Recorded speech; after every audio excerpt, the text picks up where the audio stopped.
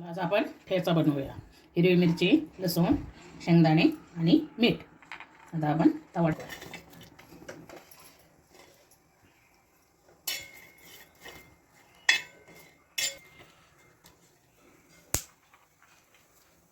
आता आपण शेंगदाणे घालू. आता तेल घालूया.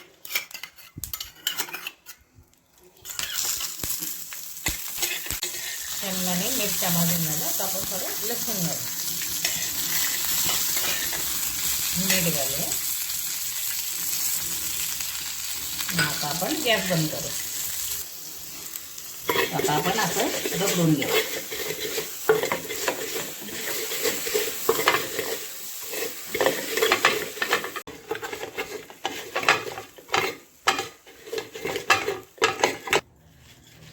अशा प्रकारे आता आपला ठेचा वाटून झाला.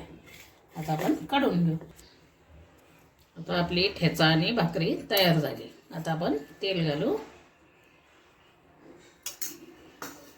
आणि ठेचा आणि भाकरी खायला. आवडले तर लाईक करा.